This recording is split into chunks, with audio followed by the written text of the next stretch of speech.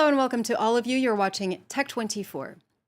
Coming up, hackers stole the personal data of around 1.4 million people who took COVID-19 tests in the Paris region in 2020. This is the latest in a growing number of cyber attacks on French health institutions, prompting us to ask, how secure is our data? And in Test24, we take a look at a rowing machine by Nordictrack, which transports you across the world to far-flung rivers and lakes, thanks to the guided video lessons on its big screen. Now, it occurred this summer, but was only made public a few days ago. Hackers have stolen the personal data of about 1.4 million people. The illegally acquired data includes the names, social security numbers, contact information, and results of those tested in mid-2020 in the Paris region. This comes less than a month after a flaw on a site that transmits test results from pharmacies to the government leaked the personal data of 700,000 people online. Shirley Sitbon has more. When taking a COVID test, patients focus on the procedure and its result. They rarely worry about their personal data being made available to everyone. That's what happened to Nadine Stoltz and to hundreds of thousands of other people in recent weeks. If people with bad intentions get hold of my personal data, they could use my identity.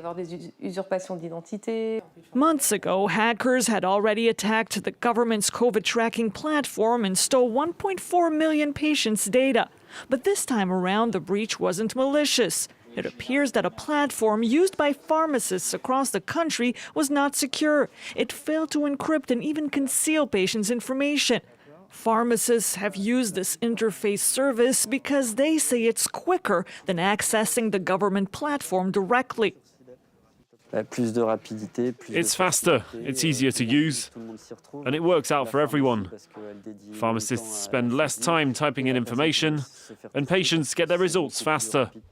Testing data, a patient's name, date of birth, social security number, address, when and where the test was carried out, has been actively sought by hackers since COVID broke out.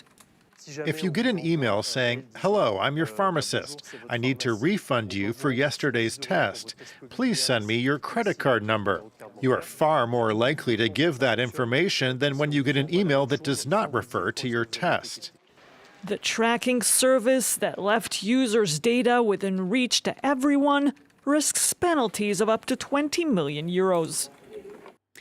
Now, the number of breaches on medical infrastructure is on the rise, especially amid the COVID pandemic, shedding light on obsolete IT infrastructure, but also on how precious health data is. Well, to talk more about it, let's welcome Bernard Benamou, Secretary General of the Institute of Digital Sovereignty. Hello and welcome. Thanks. Welcome to you. So why are hackers after personal health data? What can they get out of it? And what types of problems could victims of this attack encounter? Personal data by itself are valuable, and health data are the crown jewels of those personal data because they are very sensitive for people. They are very sensitive in terms of knowing what the people think, what the people do, how they suffer from one or other diseases. So in a way, they are the very characteristic of what hackers and societies with a goal, not only a financial goal, but also political goal, can wish to acquire and use against the person, like it has been said, for example, in the US during the presidential campaign, and the Cambridge Analytica scandal was about using or misusing those data against the people to gain a political advantage. Now, since the Privacy Shield was invalidated by Schrems II, it has forced U.S. companies to comply to EU privacy laws, but it has also made it illegal for companies to transfer data to intelligence services in the United States. Is that truly the case today? Not at all. If I may talk about it bluntly, yes, on a low point of view, the action of the European Court of Justice has been blocking some kind of transfer. But at this moment, the largest company, Microsoft, Google, Amazon, and so on, are still using and sharing and processing data in the US. It changes a lot in the perspective of possible litigation. But at this moment, those data are still transferred, for example, for Facebook and large companies like that. So at this moment, what it changes is that it creates an uncertainty for large American companies, and they don't like uncertainty, and their lawyers even more. So at this time, it's more for changing the perspective. But you ask me, do we have companies who are able to use the data from Europeans at the request of the American authority? The answer is still obviously yes. Bernard Benamou, thank you very much indeed for speaking to us here on Tech24.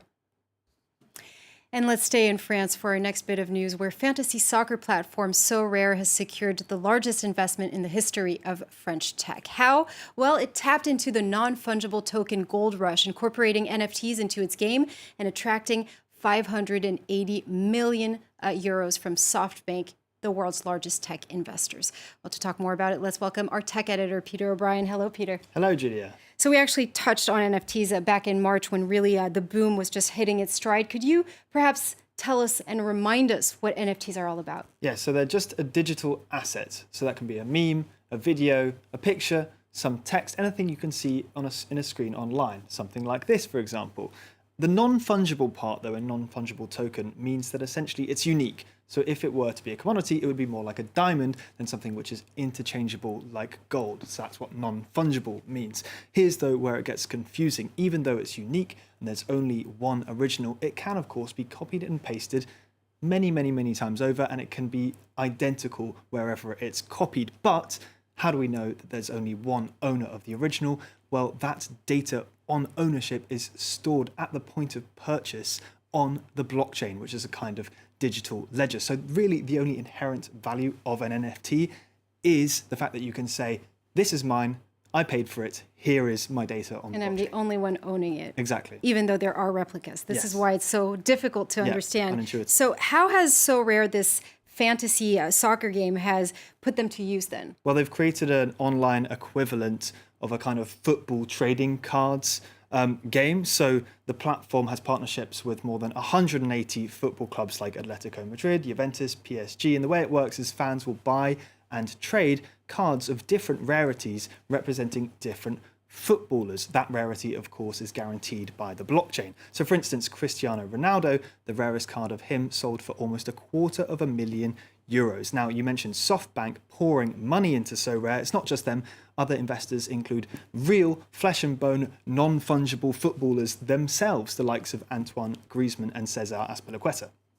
Now, we know that money has always followed sport, and it's often not spent in the most sensible way. Yeah. And I think you have an example with the NBA. Yeah, that's right. So Dapper Labs has a new partnership with the NBA to create their platform, which is called Top Shot. This allows fans to buy and sell moments from basketball matches like this. They're encapsulated in short video format in a kind of snazzy presentation. Prices, of course, vary on how iconic the moment is, but it gets stranger because some NFTs are crossing over from the virtual world into real life. That's the case with Artifact, which is a design company specializing in trainers that can be showed off in the virtual world on platforms like Decentraland and The Sandbox, which are kind of spiritual successors to the game Second Life. Now, though, it's released NFTs, which when you buy them, you also get sent a physical copy. So these are paired with the American artist Ferocious, and this means you can wear them both inside and outside your computer. Gucci, meanwhile, is getting involved. They released a shoe called the Gucci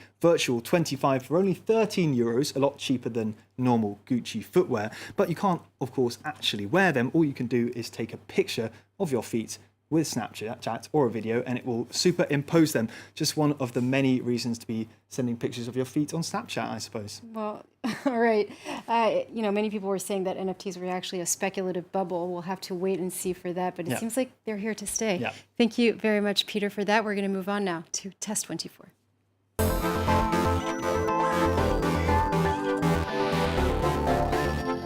Our regular viewers will have seen Peter testing a variety of high-tech fitness equipment. It's time for more. He's all warmed up, wearing his sweatpants. Ready to go. Ready? Yes. What are we testing today, We're Peter? testing the Nordictrack rower RW900, and it's been a bit of a lockdown hit, not least because with the massive 22-inch display, you can picture yourself rowing anywhere. It uses iFit, which bills itself as kind of the Netflix of fitness, so you can pick one of various locations and let yourself be guided by various top rowers. As you row, you can see what they see on famous rivers and lakes, so it's a fantastic bit of escapism.